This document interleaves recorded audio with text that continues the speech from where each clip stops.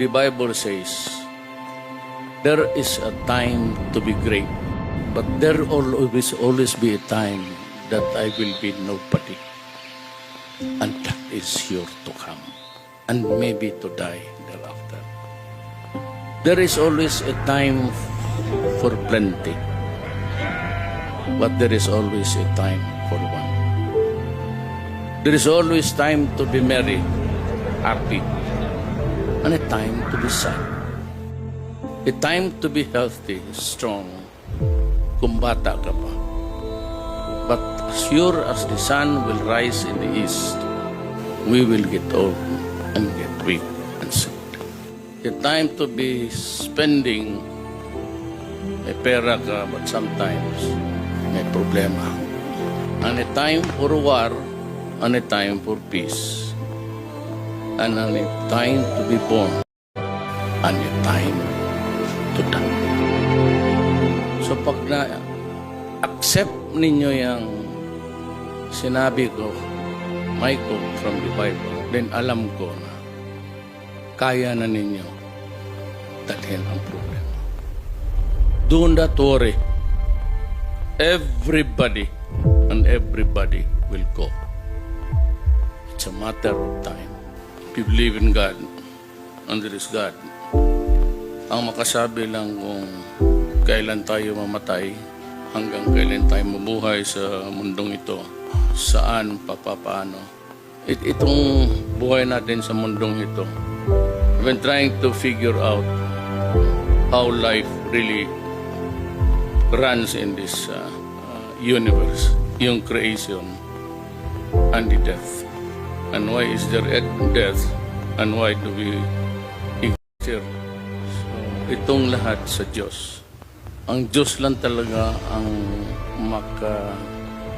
makasagot ng lahat ng tanong na ito. Ang sekreto dito, I think, is just the acceptance that we are born. Sa ayaw mat natin sa hindi, now, tomorrow, our appointment with our earthly existence is handled by one Creator.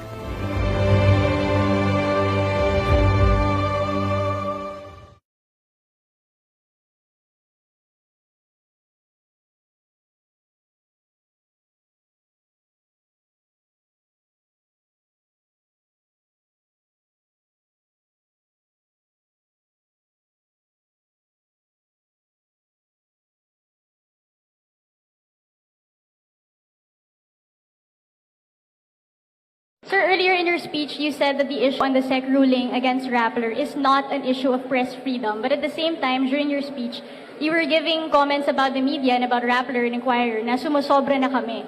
So what does that mean, sir? You say that this is not an attack on media, but you also have attacks on media in your own speech. Let me give you an the example. Huwag na tayo lumayo. Your inquisitive mind goes beyond its normal proportion. Bongo intervenes. Find a way na masabi ka nagtotoo, nag-intervene kami. I'll give it to you. And if you can find, I will ask Bong to resign tomorrow. Work on it tonight. Let me know tomorrow and I will fire it. If he did intervene, even for one word. Kasi kayo, tingnan ninyo yung mga article ninyo. Maligaya kayo yung gawain nyo sa kapwa-tao ninyo yan araw-araw. Just because you have the power of, press freedom. The issue here is not press freedom. The way your master, the elite, yung may-ari niyan. And you are not even constitutionally allowed to go into the media. Aray ko! Dapat magkita-kita tayo doon sa ating bayan. Kaya lang sa sitwasyon natin ngayon,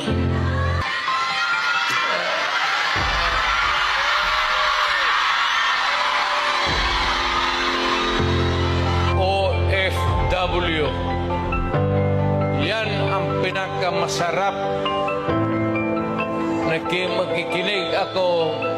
OFW, mabuhay kayong lahat.